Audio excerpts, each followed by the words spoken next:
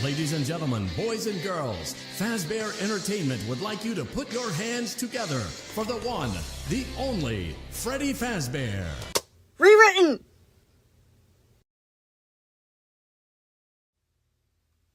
Content warning. This video is not made for kids. It contains fictional depictions of mental illness, fictional violence, and fictional abuse. The fictional characters in this story are heavily afflicted by the things that I have spelled out to you, and some of the inner monologue seems to suggest that they should be getting hurt like this, but that is absolutely not the case. Me portraying this abuse or mental illness is meant to show the audience how the illness or abuse feels inside of the mind of the afflicted person, so they can sympathize and maybe stop themselves from following a similar pattern in the future. Be careful if you are easily triggered. You're most likely about to enter the mind of someone who is heavily afflicted by illness and abuse. Viewer discretion is advised.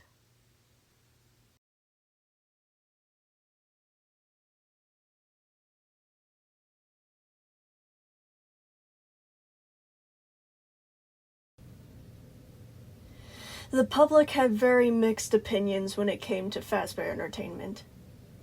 Some people hated the company, saying that they should stop coming back and leave the past in the past. Others wanted to give them another chance, holding fond memories of it in their childhood despite all the controversy with the missing children incidents. But everyone, no matter their opinions of it, knew that the company was cursed. People had begun to notice it as time went by. The story was always the same with each new establishment. It would open, they would get a lot of curious customers, make a lot of good memories of children's birthdays, and then, after some horrible event, it would all go downhill and would eventually either get closed down or burned down. That was the curse's nature, people always agreed, that every single Fazbear Entertainment location was doomed to die, one way or another. It seemed that the Pizzaplex might follow the same pattern after the Vanessa Miller incident, giving into its fate and finally meeting its unfortunate end. But as Breyer ran through the reports, she began to believe that maybe this time that wasn't their only option. Initially, when the recordings from the animatronics' eyes were given to the authorities, they had looked them over and decided that it was enough clear evidence to show that the death of Vanessa Miller was necessary, and that the animatronics had done their jobs and were good enough to be trusted with kids. The Vanessa Miller incident was by far the least bloody accident they had ever seen from the company. Only one death, not counting Vanessa herself. The people who had wanted to give up on Fazbear Entertainment were happy and intrigued now, thinking that the company was turning over a new leaf, like they had finally gotten the formula right. They all thought that maybe the animatronic characters were, for once, not the ones to blame. And the company had insisted on that, trying to continue business as usual. But the Pizzaplex's reopening day was such a disaster, it became clear that something was very, very wrong behind the scenes. People grew uneasy when almost every child that visited the animatronics attractions started talking about how they had seen the colorful characters having mental breakdowns right in front of them. And then, before anyone could brush it off as malfunctions, the animatronics began to secretly distribute the paper with the QR code. The paper that was literally begging for the public's help. The first animatronic Breyer got to interview was the daycare attendant. Breyer sat alone in the dimly lit room, her only company being a lamp set up on the desk she was seated at.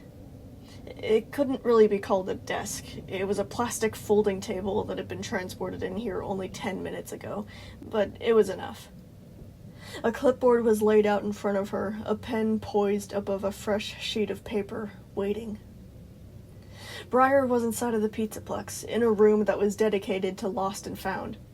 Personal items such as clothes, jewelry, and toys of every kind were piled inside bins lined up on either side of her. The carpeted room was soaked in the eternal smell of pizza grease, just like the rest of the mall. But it was fine, no matter the unprofessional conditions.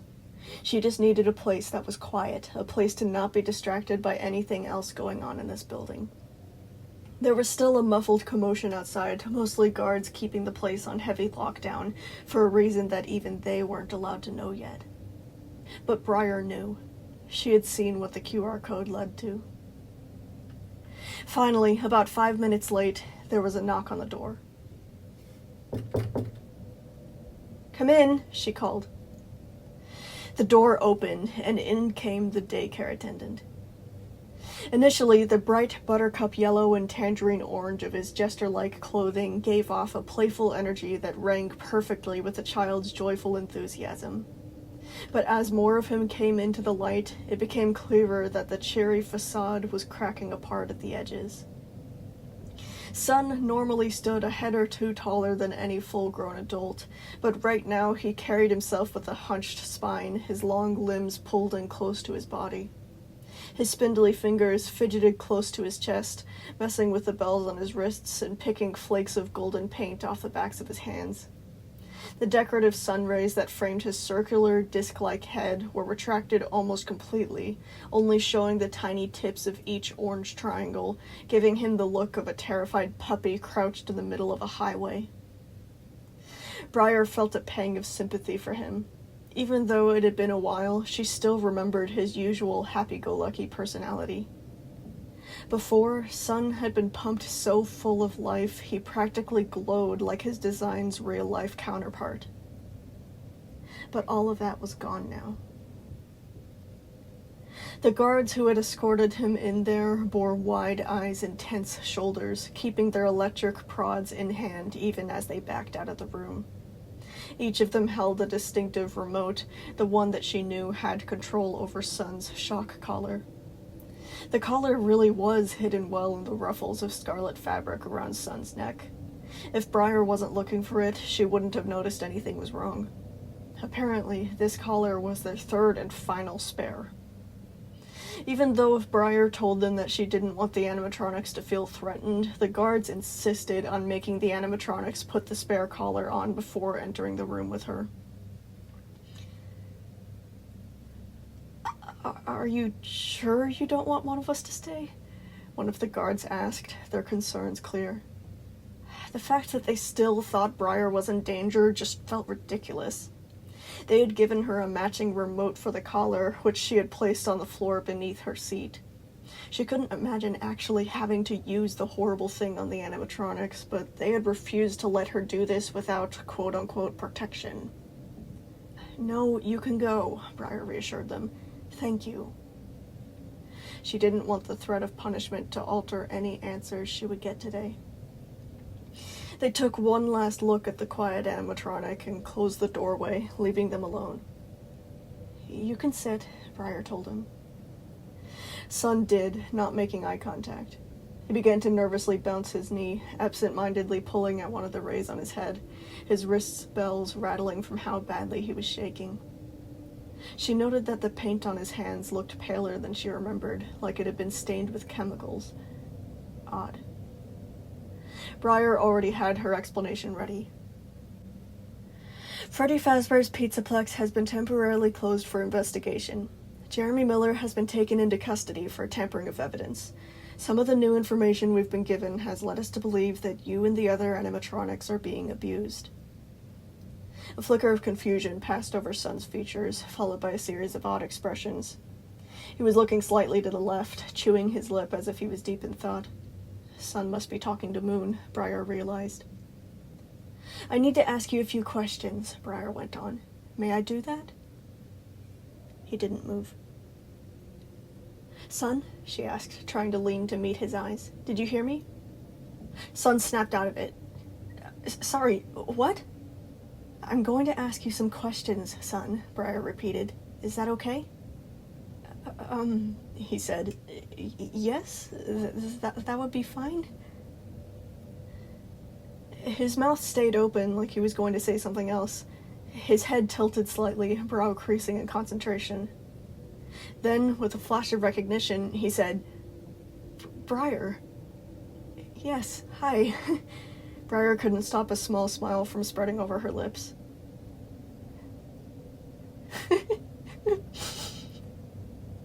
Sun made an odd noise between a chuckle and a sob, his hand reaching up to cover his mouth as he blinked down at the floor, the lights in his eyes flickering briefly. It's been a while. He tried to laugh through the obvious surge of aching nostalgia. Sorry, it's just harder to recognize you when you're all grown up. Though most of Briar's childhood was filled with memories of the daycare, Sun and Moon had only interacted with her adult self when she came back to sign her kid up to join the ever-growing list of children that the twin animatronics cared for every day. That wasn't the only reason that he should know who she was, but it helped the personal familiarity a little. Sun seemed to remember the situation, his smile fading slightly. Are you doing all right? He asked slowly.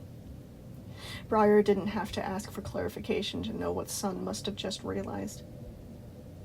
Yes, I'm fine, she sighed deeply, trying to move on to what they were here for. You don't have to worry about that. I'm here to figure out if you're all right. Sun nodded, clasping his bleached hands tightly on top of his knees. Glad that at least they were starting off on the right foot, she began with her first question. So, Sun, how would you describe your daily life? Sun replied like it was a practiced response to a common question. I take care of the children in the daycare most of the day, and Moon takes over during nap time. No, you don't understand, Briar shook her head. I know your purpose. I want to know what sorts of things that you have to do throughout the day and how you feel about it. Again, Sun grew confused. You want to know how I feel? Yes, she nodded. We believe that you're being abused. Sun blinked blankly at her. I don't know that word. What word? Being abused, he said, like he had registered the phrase as one singular word rather than a pair of words. What's that? No, being abused, Briar elaborated, doing her best to keep the emotion that she felt at that down. Mistreated or exploited. Oh, right, abused. He seemed to understand for a moment before his eyes crinkled again. Wait, but that word is used for children who have unstable parents. He said it with confidence, as if that would change her question. Anyone can be abused, Briar said, not just children. At that, Sun blinked in bewilderment. But, no, I'm not being... Something zapped behind his eye. That word is not used with me. It is grammatically incorrect. It was in his programming, she realized. The fact that his programming blocked this idea made her want to scream. When did Jeremy add that to their code? Maybe the moment that he got ownership of them. Briar tried to simplify it, saying, You can feel pain, correct? Yes. And you feel pain a lot during your life, correct? Yes. You are likely being abused, Briar assured. That word is used for people who are being hurt. Do you understand? Yes, he said after a pause, although it was unclear if he really believed her. The people that I work with want to get enough information to be able to help you, Briar went on. We can help make life less painful for you. Can you tell me how you feel about your life? It took Sun a few seconds to wind up the energy that he needed, but even with his best effort, it still sounded hollow. I love my life. I'm completely fine. The kids are wonderful. The daycare is wonderful. I love it. Sun's forced smile was stretched so widely she half expected his rubbery faceplate to snap off. You don't have to lie. You won't get in trouble, Briar said, trying again. How do you feel? Are you unhappy here?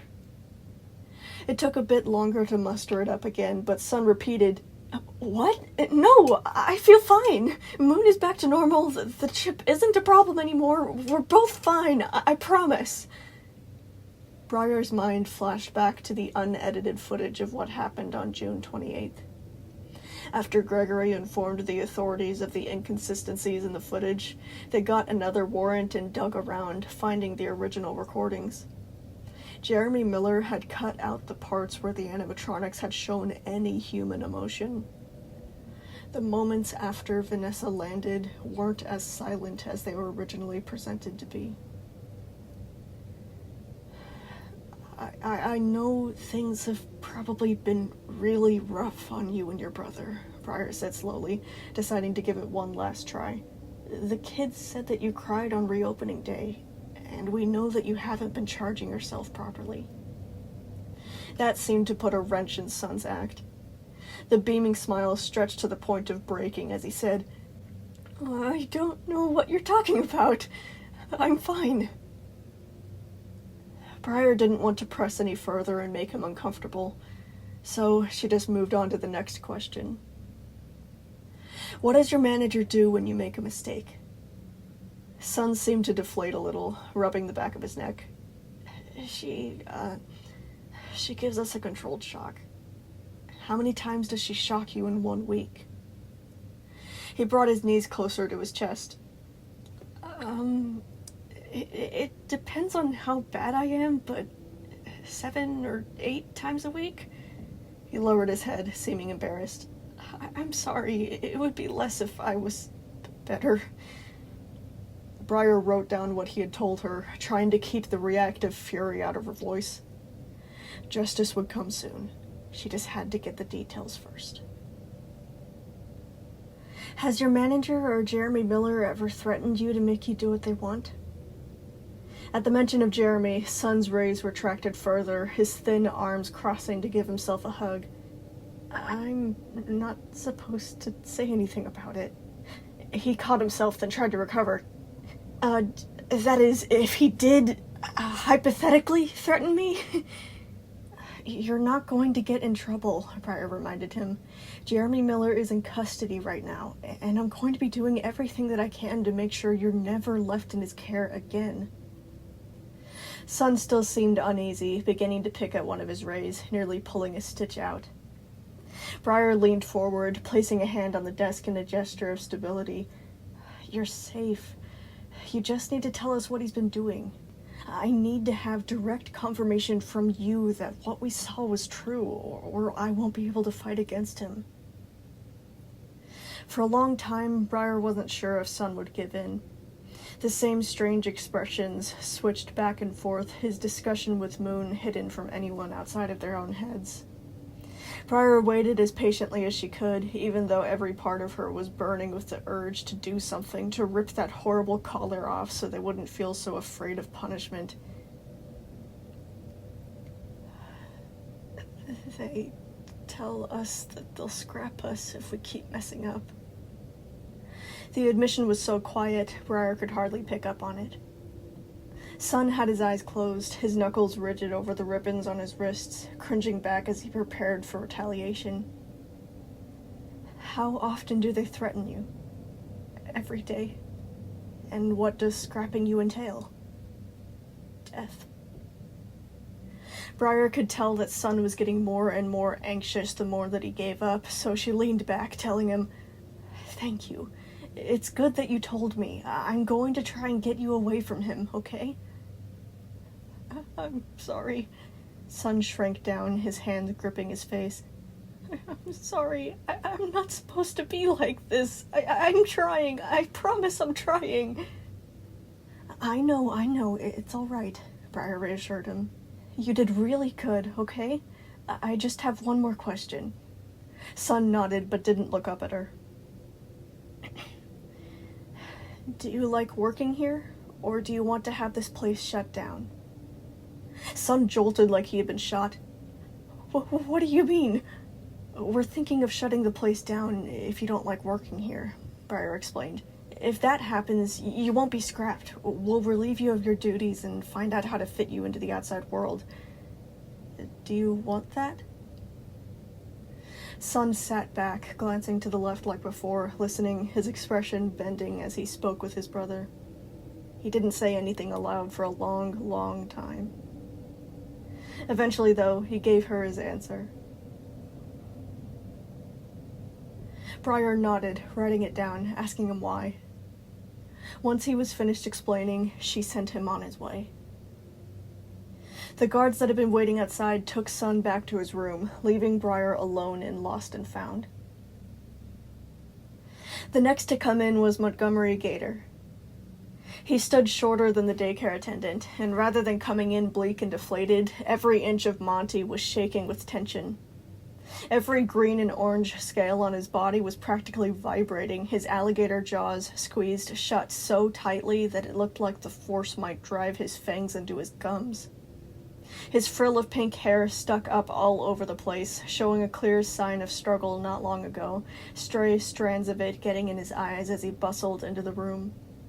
He was wearing the look of someone on death row, not even daring to look up at her as the guards sealed him inside by closing the door behind him. "Hello, Monty," Briar began, trying to meet his gaze. "You can sit down." Monty did, fiddling with the studded band around his tail, chin to his chest and eyes on his feet. She began the explanation again. "My name is Briar. Freddy Fazbear's Pizzaplex has been closed for investigation. Jeremy has been taken into custody for tampering with evidence and likely won't own this establishment anymore." Monty only grew more and more stiff with every word, his shoulders rising, chewing on his gold tooth. Briar tried to go on. "Some of the new... Please don't scrap the others!" Monty seemed horrified of himself from his interruption. He had his hands in his hair, still keeping his head firmly down, stammering out, It was me who messed them all up. All me. If you're gonna scrap anyone, please scrap me, not them. I don't wanna... No, Monty." He snapped his mouth shut, grabbing at the collar around his throat and bracing for retaliation. "Monty, you're not in trouble. I'm not scrapping you," Briar told him evenly. "I'm just getting more information to help you out. We think that you're being hurt here. I need to ask you a few questions about yourself. Is that all right?" Monty blinked up at her in confusion, slowly bringing his arms down from his neck. Yeah, sure." He shifted in his seat, wringing his tail in his claws. "How would you describe your daily life?" Like Sun, Monty replied with a script. "I run the raceway. I'm supposed to be like a barrier for them while they race to make it more exciting, I guess." "I don't just mean your purpose," Briar explained. "I want to know how this affects you." He hesitated a bit, carefully looking her over as if it was a trick question. Eventually he said, I guess it's fine. It's loud, but..." He sighed deeply, the same guilt from before coming back. "I'm fine. It's the others that are sad. I'm always too loud or something. It really messes them up." "Are you unhappy here?" she asked next. Monty blinked up at her. I don't know." He shook himself, raising his hands. But that's not important. It's the others that have real problems. I'm just some sloppy lizard. I don't really do anything except make the others sad."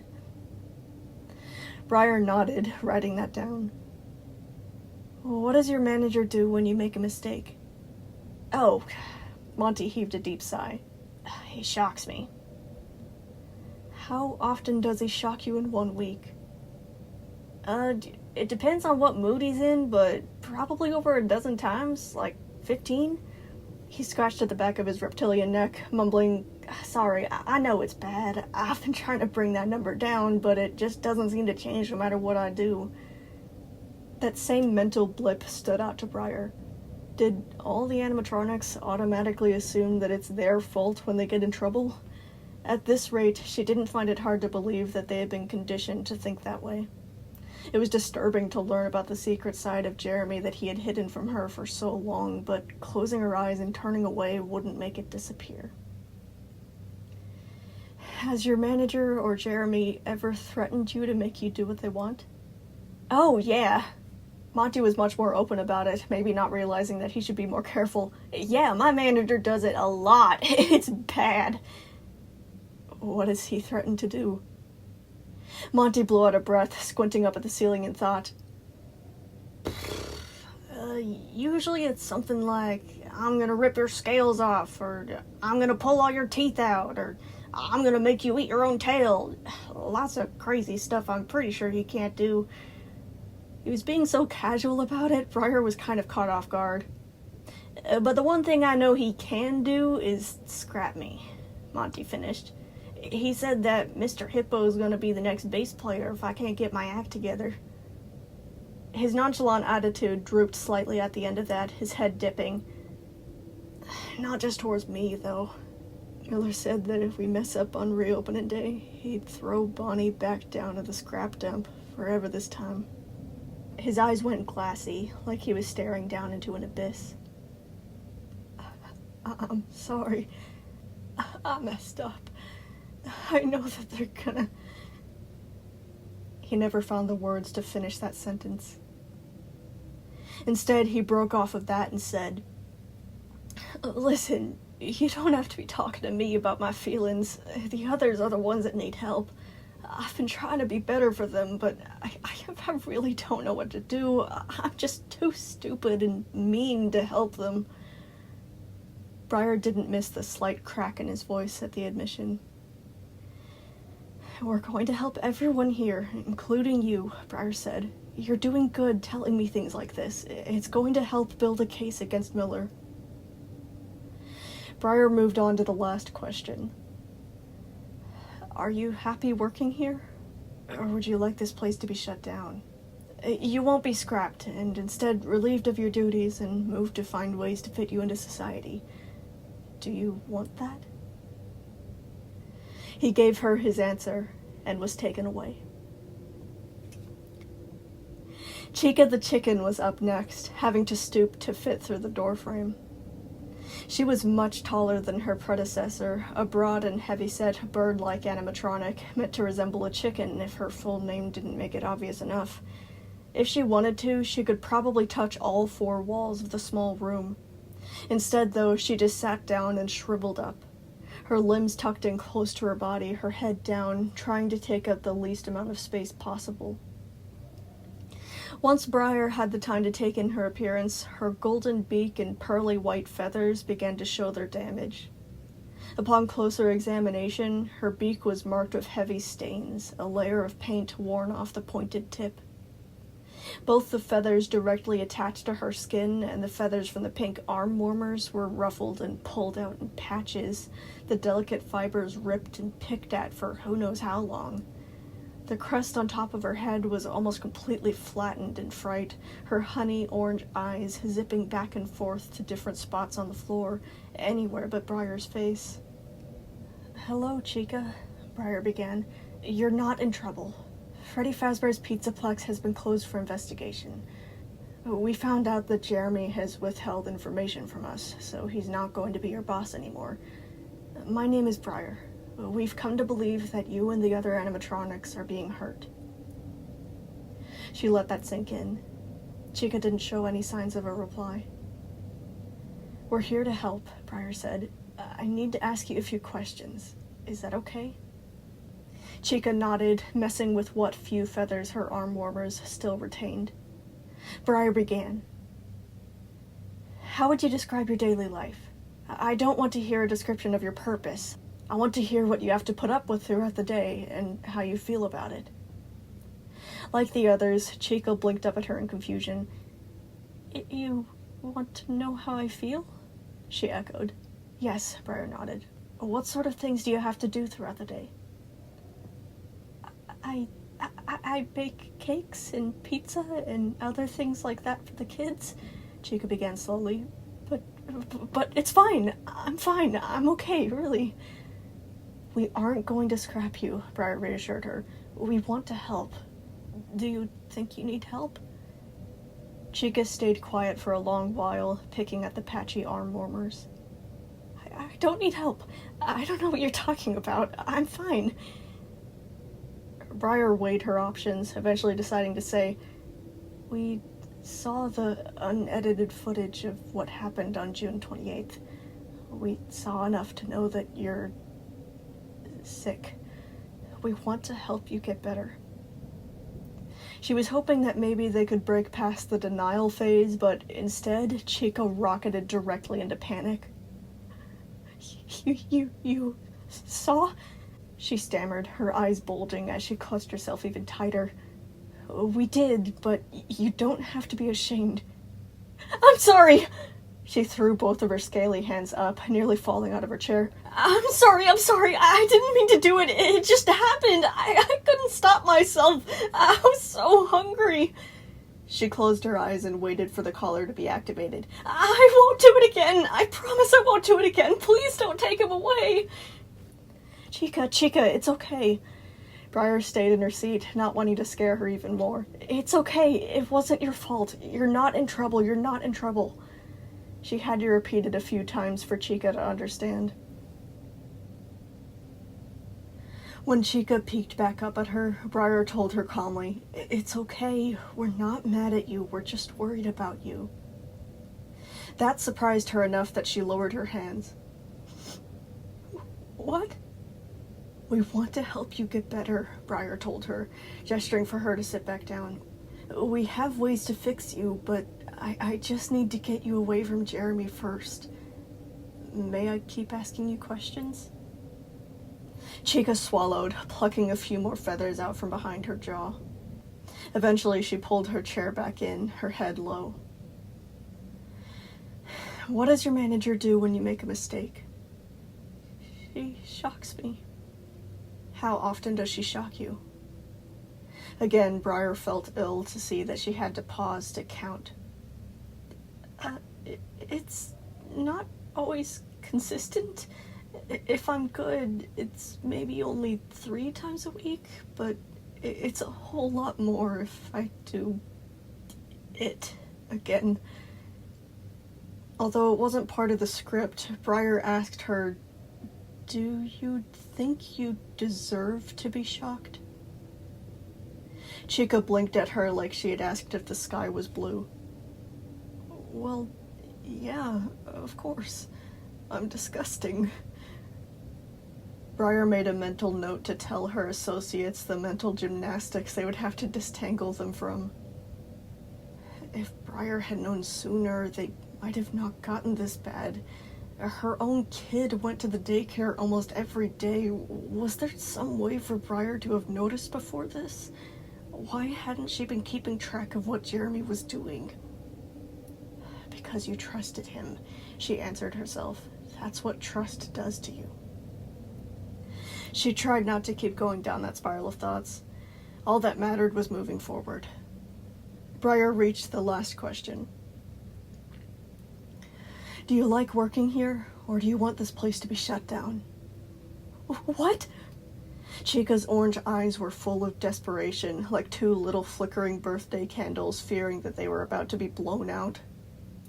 If we shut this place down, you won't have to work here anymore. We'll find out how to integrate you into the real world. Do you want that?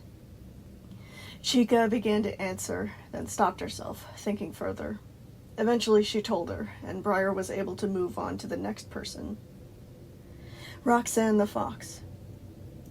She was shorter than Chica had been, but her presence filled up the room all the same. Her radioactive green eyes locked onto Briar, chest out and nose up, carrying such confidence in her form that it imitated Briar even with the guards at the door. Every hair was forced into place, her face glimmering from what Briar knew must be wet paint, hands balled up at her sides. The posture, the tight jaw, all of it would have been perfect if it wasn't for the twitches in her bushed-out tail.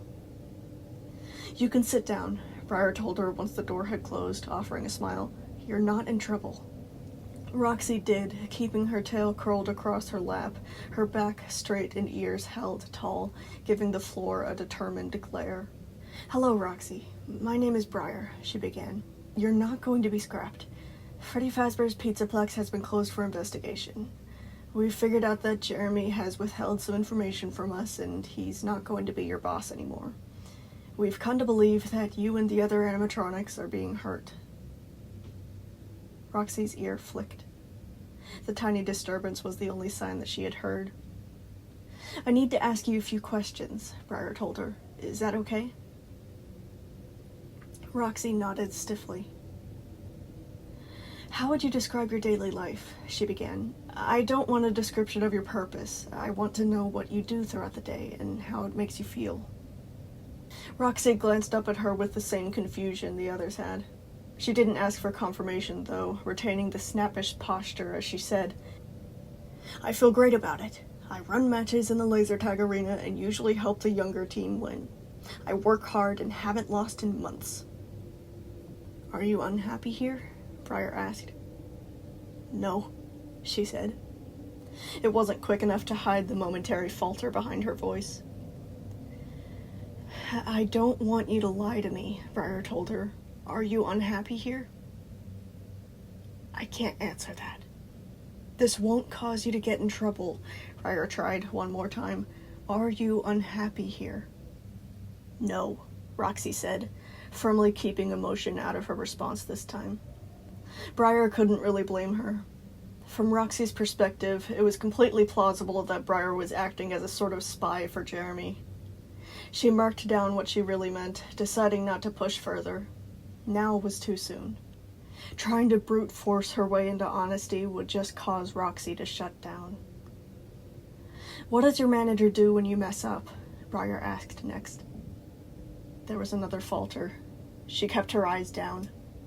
Briar was about to ask again when Roxy returned her question with another. What did the others tell you about me? Briar said, They haven't said anything bad about you. Then it's none of your business what he does to me. Roxy decided. You're right, it's not my business, and you don't have to answer, Briar said. I'm only asking you these questions to try and help you. Everyone is worried about you, and we need statements from you to make sure that Jeremy doesn't come back. She wasn't sure if she got through to Roxy. There was no visual evidence that she had heard at all. Can you tell me what they do to punish you? Roxy didn't reply. Are they hurting you? Still nothing. Briar was initially okay with letting her stew in silence, but it soon became clear that Roxy wasn't going to say anything at all. That's all right, you don't have to answer, Briar said, deciding that it wasn't worth it to keep pushing. I only have a few more questions. Do you like working here, or do you want this place to be shut down? What? Roxy's head snapped up, neon green eyes shining like flashlights against the dark. You won't be scrapped, Briar reassured her, holding her gaze. If we shut this place down, you won't have to work here anymore. We'll find out how to integrate you into the outside world. Do you want that? Roxy gave her a firm answer, one that Briar frankly expected. Roxy was taken away, still retaining her dignified silence. Briar waited in lost and found, looking through the notes that she had been taking. This was always the roughest part of the job, finally getting inside and seeing how bad things were behind the curtains. Briar just wished that they had gotten here sooner, that she had noticed sooner. If only she had asked more questions, visited the Pizzaplex more often, at least often enough for someone other than Sun and Moon to recognize her. Briar snapped back to attention when the knock came. Come in. The door opened, and in came an absolutely massive orange bear. He was the largest of all of them by far, filling the room easily when he straightened up.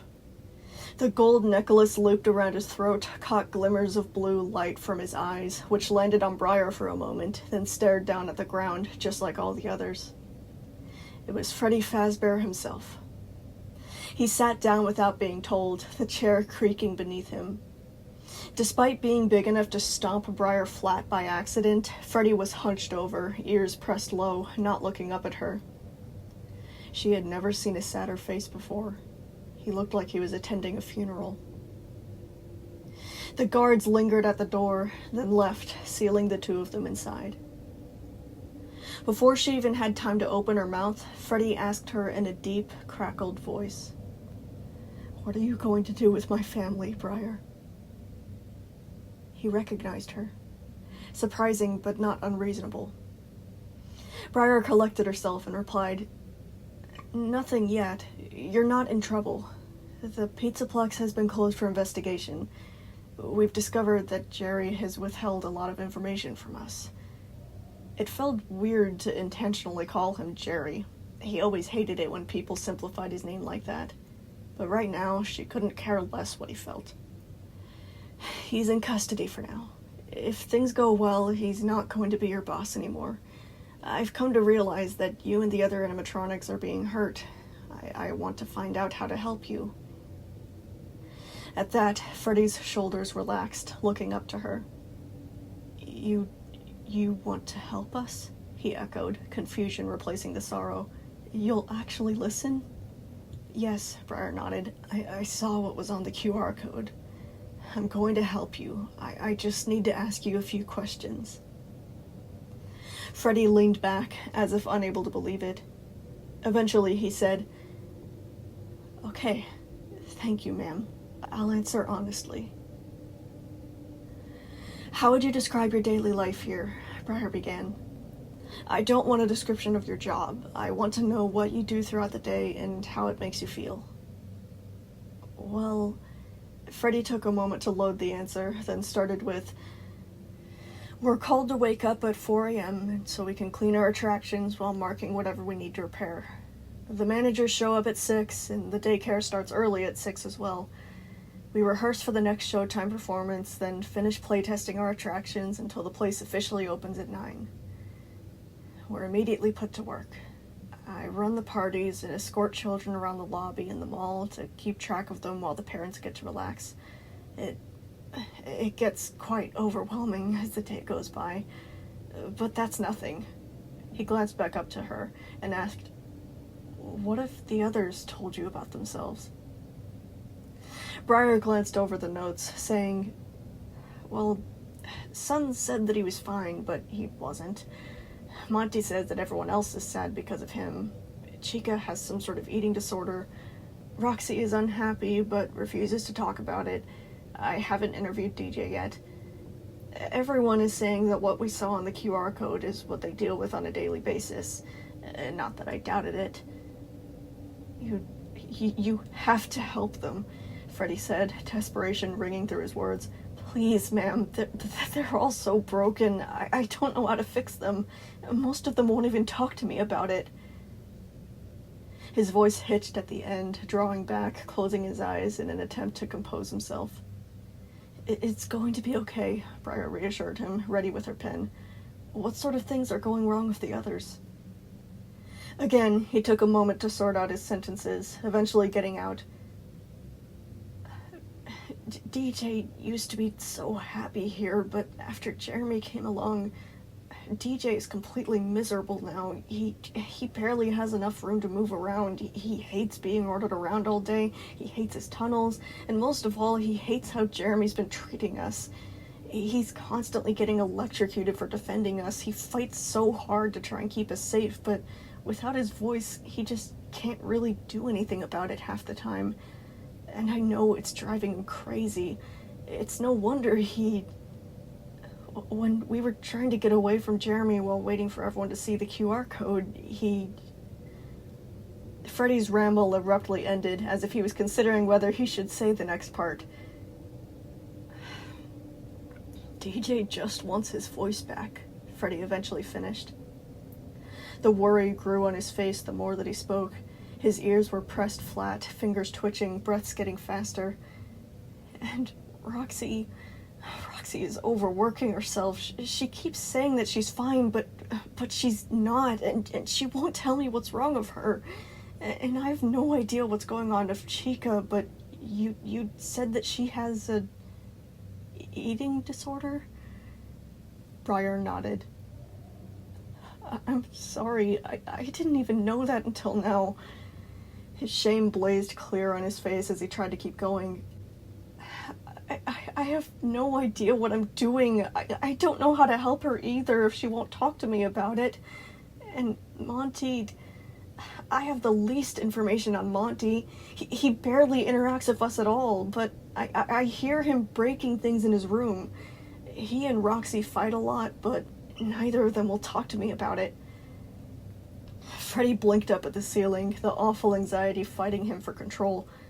Son, he's so stressed out all the time. Moon is paranoid and delusional, and losing Vanessa completely destroyed them. And neither of them want to talk to me about it, so I can't fix that either. And Bonnie... He couldn't continue. It seemed too painful for him. Instead, he turned his eyes back to Briar, the weight of all of those stresses practically strangling him. I'm sorry. I've been trying to help them, but I just don't know what to do. I'm so sorry. He almost yelled the last word. Freddy got a hold of himself, leaning back again, remembering to put his eyes back on the floor. I just want them all to be happy again. Briar wrote down everything that he had said, leaving silence between them as her pen caught up with him.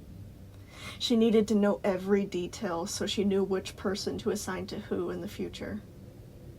Once she could, Briar said, "Thank you for telling me all this. It's gonna help me keep your family away from his control." Freddy nodded, the seemingly permanent distress stamped clearly on his face. "From everything you know about them," Briar asked, getting to the last question, "are you happy here? Or do you want this place to be closed down?" "What? You won't be scrapped," she explained quickly, just like the others. "You'll be relieved of your duties, and we can try and help fit you and your family into society. You'll never have to work here again, no matter what we figure out for you. Do you think that would be what's best for them?" Freddy took the longest to decide out of all of them.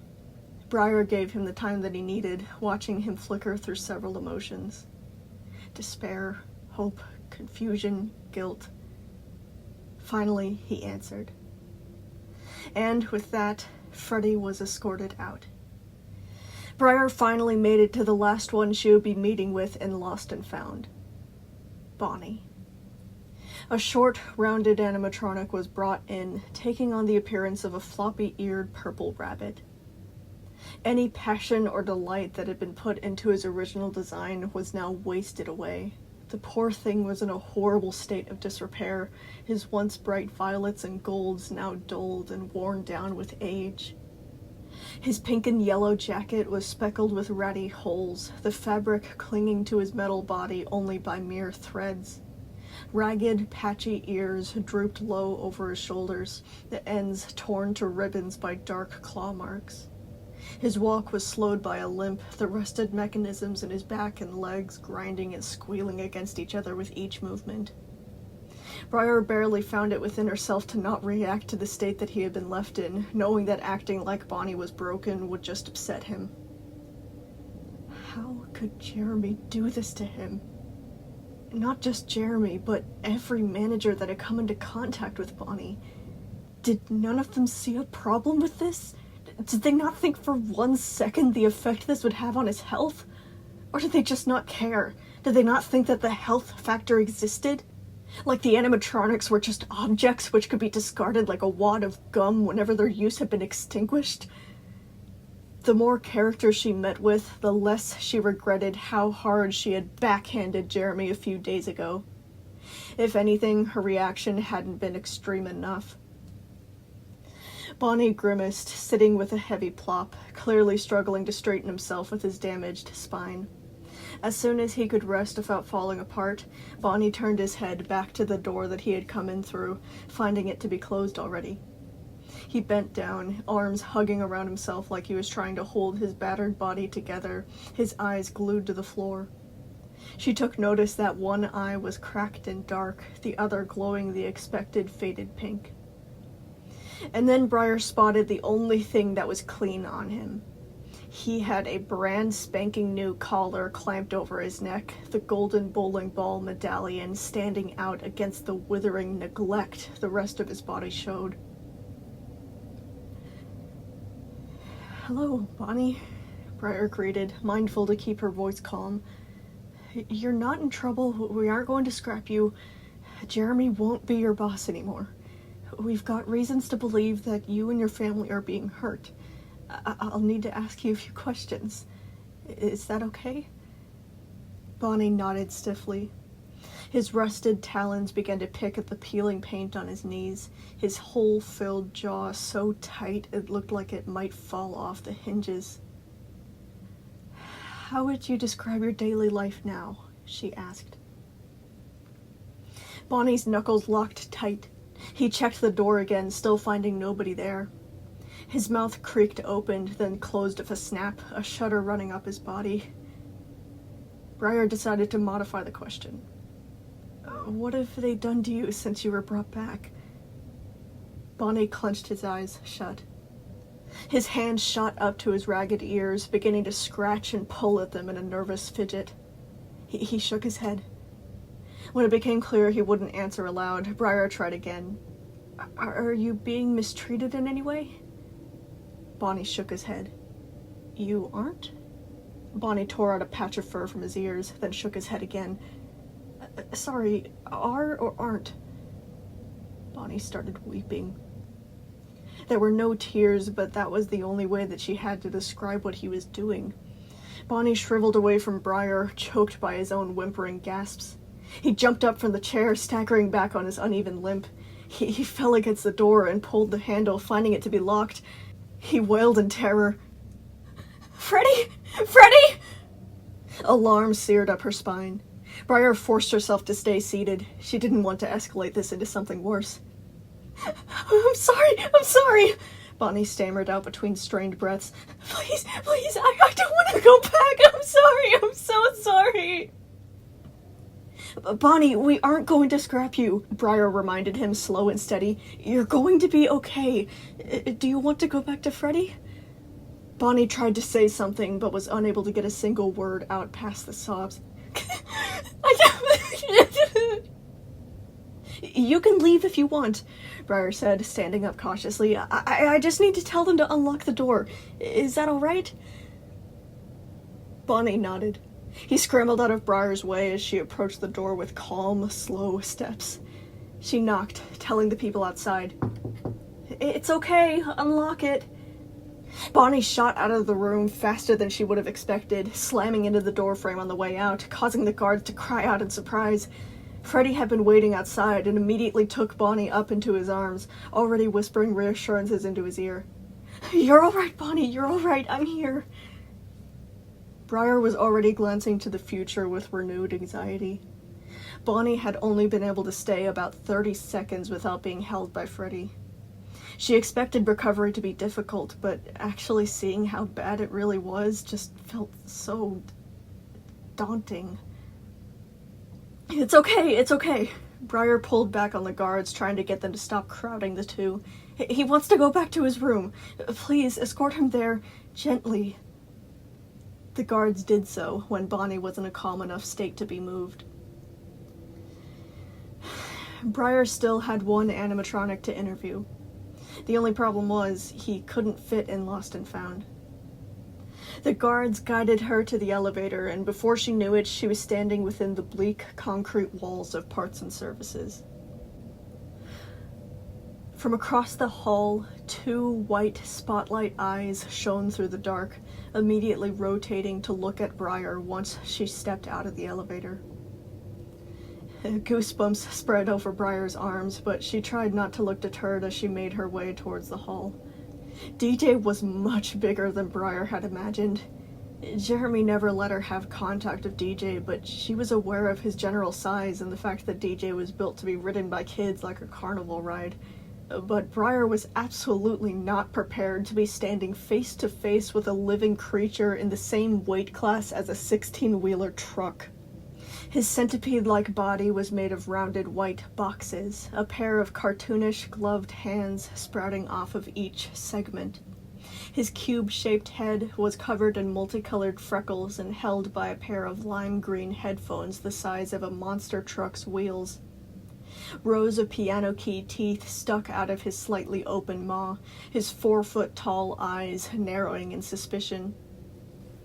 DJ barely looked like he could be contained in here at all. The walls and ceiling were cramped and tight for someone of his size, forcing him to bend over so his underbelly touched the floor, his elbows and shoulders tucked in tight in positions that couldn't possibly be comfortable.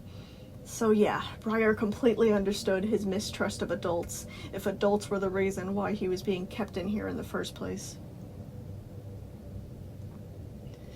Can we move the platform up to the stage? He likes it better up there.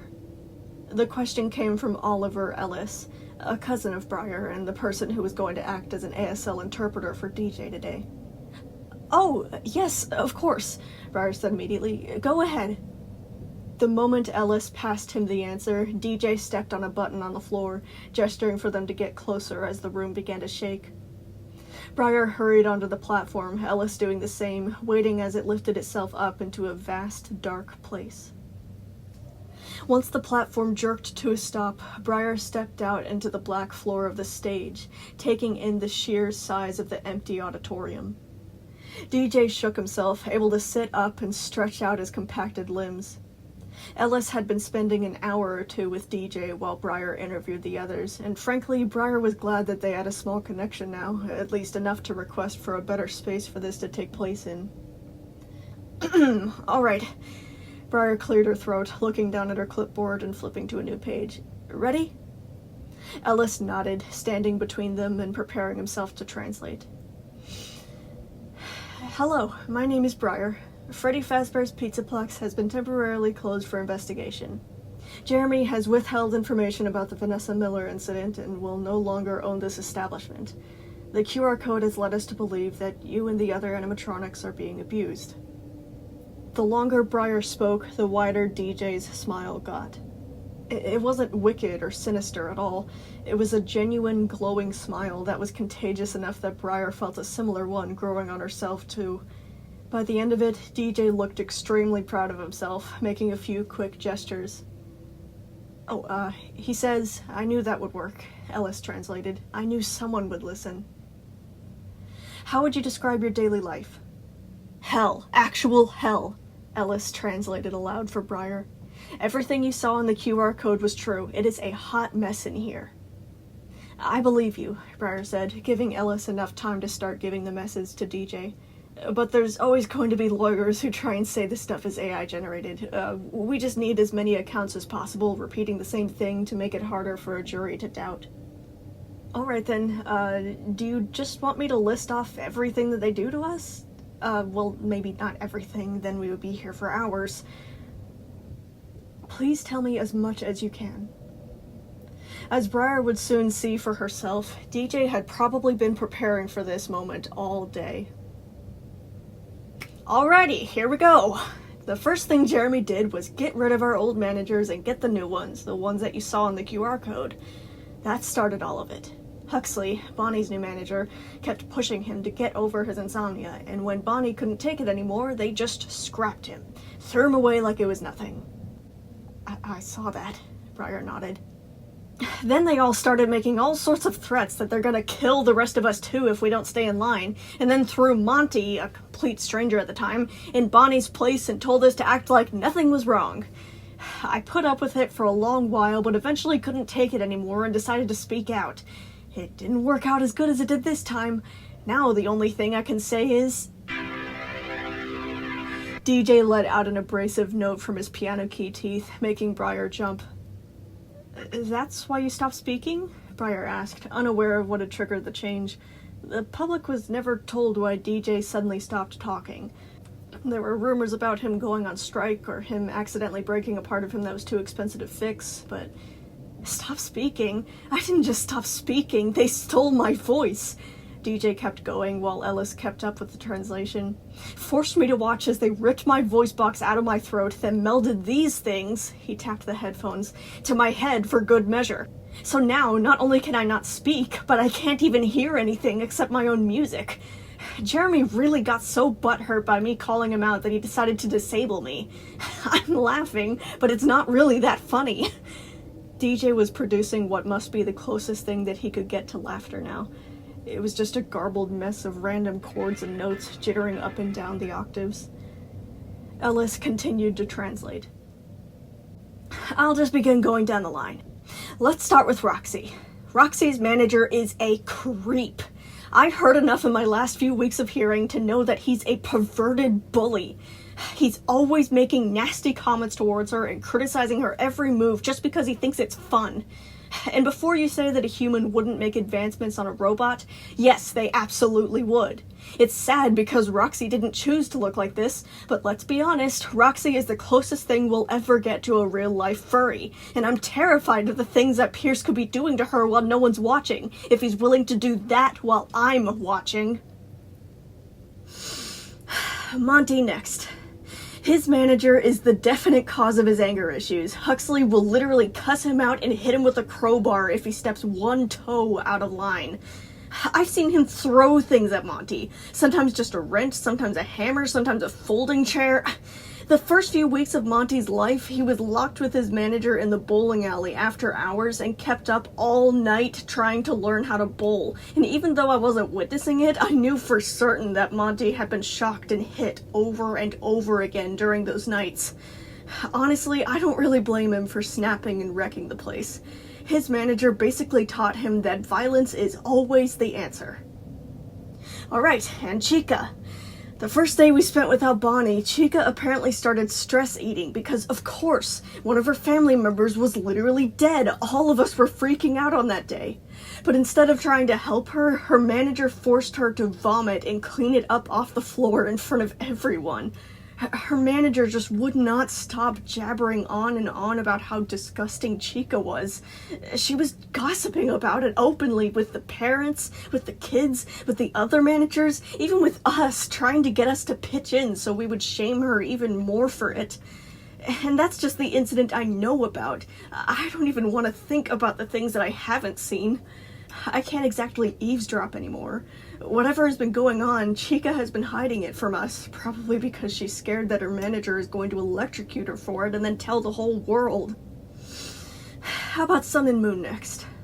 You know that incident where he jumped on Sophie thinking that she was a capture bot or something crazy like that? Yeah, there were pretty blatant signs that something was going to happen before it happened. Even I could tell that something was wrong with Moon, and I barely see him. He was always so paranoid. Every time that I saw him, he was peeking out from the doors and snapping at any adults that got too close and searching for criminals in the walls at night. When Moon finally tricked Sun into giving him control while Sophie was alone, he attacked her, just like you've probably heard on the news, and his manager dragged him back to Parts and Services. They electrocuted Moon senseless and forced LED flashlights into his eyes until Sun came back out. And then they started electrocuting him, too. They were blaming Sun for what happened because he apparently let his brother out when he wasn't supposed to. I'm honestly so glad that I couldn't hear his screams because after 3 hours, Freddy was sent in to take Sun back to the daycare. He told the rest of us that Sun couldn't even walk on his own. He was catatonic the entire way there. It was like he had completely shut down from the amount of agony that had been brought down on him for such a long amount of time. The managers just left him in there to recover on his own and told him that if he didn't want to be scrapped, he would have to get Moon under control and prove that he was safe for kids. I'm not even sure if they were ever planning to open the daycare again, because they never checked on him after that. I was hoping that at least he was getting a break from everything, but 29 days later, we find out that Sun hadn't slept since the incident because of the ridiculous standards the managers gave him to stay in control 24/7. And Freddy. There are too many incidents to even count. Every time something goes wrong, Monroe decides that it's somehow Freddy's fault. Nothing is ever good enough for Monroe. Freddy gets in trouble for spilling 1 drop of soda. He gets in trouble for not addressing a customer as sir or ma'am. He gets in trouble for singing 1 off-key note, or not smiling widely enough on stage, or not looking energetic enough while he's performing. When Bonnie was taken away, we only got 3 weeks to go back to normal, and of course we didn't. The first day we reopened with Monty, Freddy was electrocuted for 15 minutes straight because he got stage fright. Stage fright! They acted like he chose to go up there and have a meltdown over the love of his life being ripped away from him and killed less than a month ago. DJ and Ellis both took a moment to breathe. Knowing that this was probably the first time he had gotten to talk about his problems in 5 years, Briar let him have a moment to settle down. 15 minutes for stage fright. Do you know how much electrocution hurts, Briar? A part of her didn't want to know, but she made sure to stay strong for his sake. Every nerve in your entire body lights up at the same time. There's not a single part of you that doesn't hurt. Everything is forced to tense and spasm and twist. You fall onto the floor hard and stare up at the face of your torturer, pleading with them to stop. Do you know how long only 1 minute is while you're being electrocuted? How about something simpler? Just simply holding your breath for that long. Hold your breath for 1 minute. See how much time slows down, how you feel every second drag by like hours. Now imagine that with the worst pain you've ever felt in your life tearing you apart while your tormentor tells you that you deserve it. That is what our managers do to us every single day. And they get away with it. DJ's eyes flickered and he stopped, taking a moment to gather himself. He kept going. I only know a portion of the story. Just a tiny slice, a few months of my sense of hearing, as well as secondhand information being translated to me. And I know that they don't tell me everything. The others don't like to talk about themselves being bad and getting in trouble, as they would say it. They've been so gaslit into thinking that it's their own fault they're getting punished, they've begun to really believe it. Honestly, sometimes I'm grateful that they deafened me, because at least that means I can't hear Jerry's bullshit anymore. That's probably the whole reason why I'm the most mentally stable of the group. I was in silence, yes, but I was only subject to the physical torture. DJ slowed down at that. Again, Briar let him have time to recover, forcing herself to keep listening. This was vital. She had to listen to get them out of here. But it was still hard to hear it being told to her in person.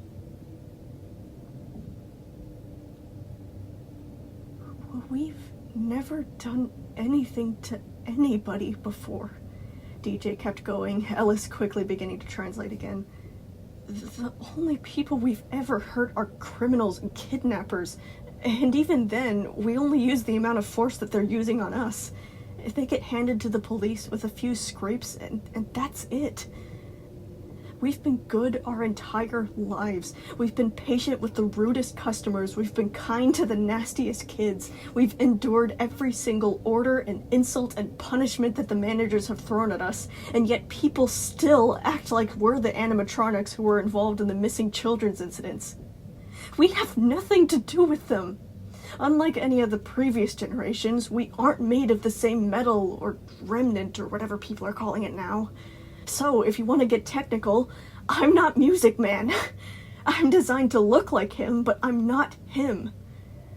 And it's the same for all the others. Freddy is not the real Freddy. Bonnie is not the real Bonnie. Chica is not the real Chica. So on and so forth. But it's like none of that matters to people. No matter what we do, no matter how good we are, no matter how hard we work, no matter how much we put up with, they'll just see us as monsters who need shock collars to be held back. And yet people like our managers, people like Jerry, they can do the most abhorrent, heartless, cruel things that humanity can imagine, and people will still forgive them just because they're human. I don't have to look at the internet to know that there's people defending Jerry right now, even after watching him torture us into unconsciousness.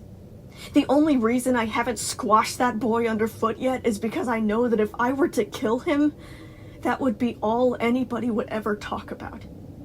It wouldn't be about me defending my family. It wouldn't be about how long he's tortured us and how many volts he was electrocuting us with at the time of the incident. No, it would just be about how an animatronic hurt a human, about how I proved them right, and they were justified to treat us this way up until now.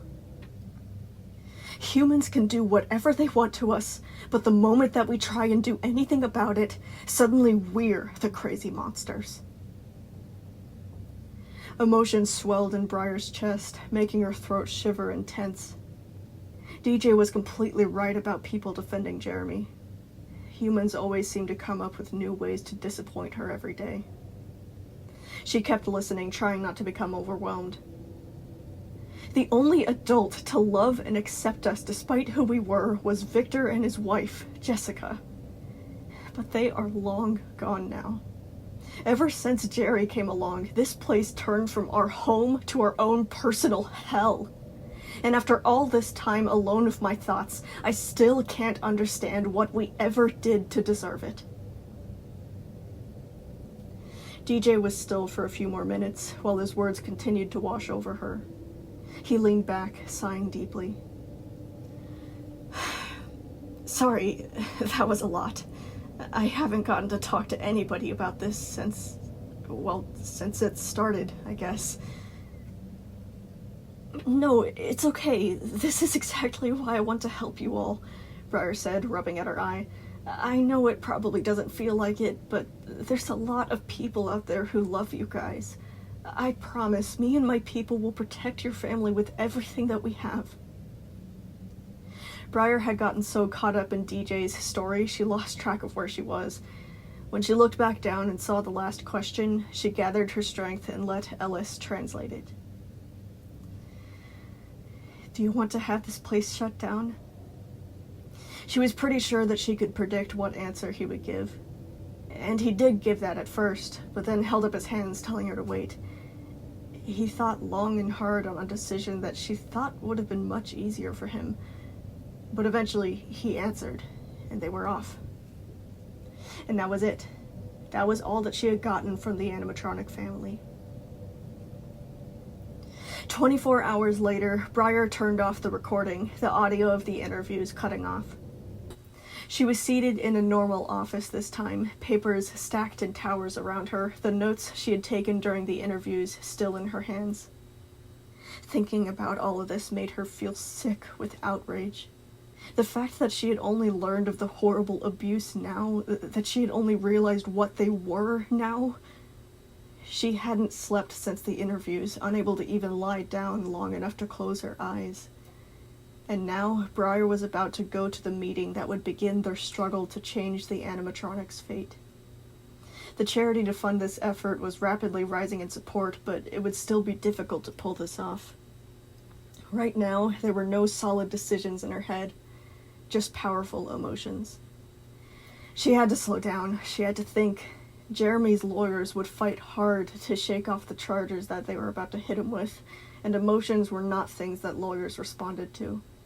Briar couldn't just start screaming at Jeremy like she wanted. That would only give him ammunition. She knew that they were going to try their best to make her look like she was overreacting, and subsequently compare the animatronics to something like Alexa or Tesla instead of living beings. But there was something that they had all said at the end of their interviews that was throwing Briar off. It kept darting around in the back of her head like an irritant mosquito, making itself known just as she began to slip into concentration.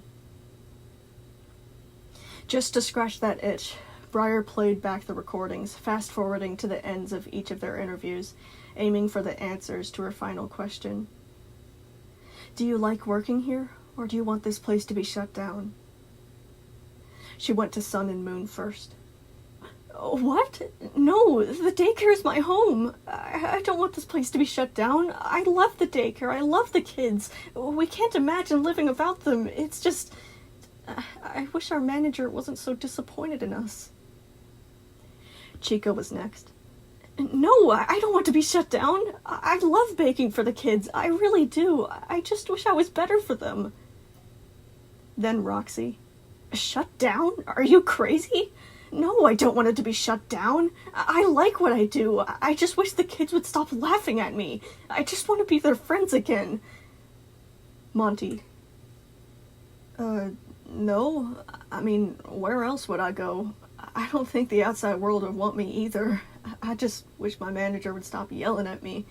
He ruins everything, and I do too. I wish I would just stop messing everything up.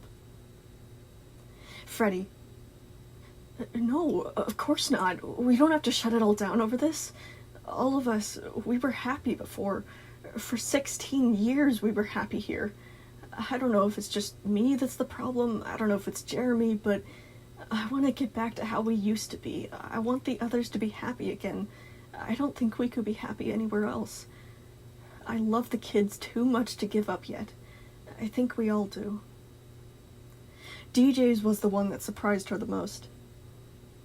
Yes. Well, no, actually. I'm surprised that I'm even saying this right now, but the majority of my life before Jeremy, that was good. It was really good.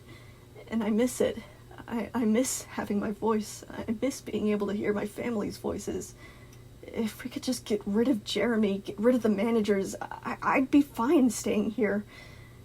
Besides, I don't think I'd be able to fit through the door anyway. By the time Briar had gotten to interviewing Freddy, she had already picked up on the trend. And because of that, she had asked him an unscripted question, one that she now rewinded to, just to hear again.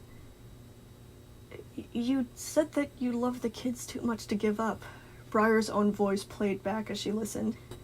But I thought you didn't like humans. I mean, you don't have to be polite to spare my feelings. Humans are the ones that did this to you.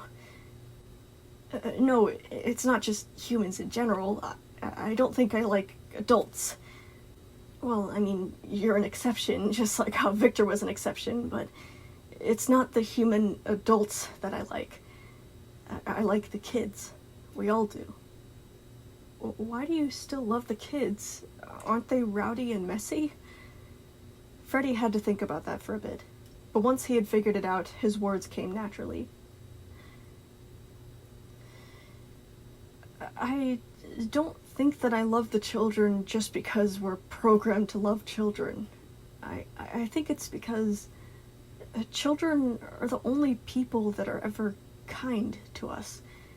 Not all children are kind, goodness no, but the vast majority of them are. They look at us differently, they talk to us differently, they interact with us like we're people too, like we're not just an arcade game or a carnival ride or a cash register. They see me as Freddy, not just the animatronic built in the image of Freddy. With their imagination, the children are capable of loving us as a fellow human being. Adults don't. They just don't. The recording ended. Briar leaned back in her chair, the supports of it creaking. By the end of each of their interviews, she had been expecting for them to say no, that they wanted to get out of here as soon as possible. But somehow, despite all of that, their connections to the children made them want to keep going. This would mean that they would have to do something very different than Briar was originally planning. But if it would make them happier, she would make it happen. Briar Miller gathered her notes into a folder, finally leaving the dark office, marching out into the hall towards the meeting room. As Jeremy's wife, she was going to be the one handling this transition of custody.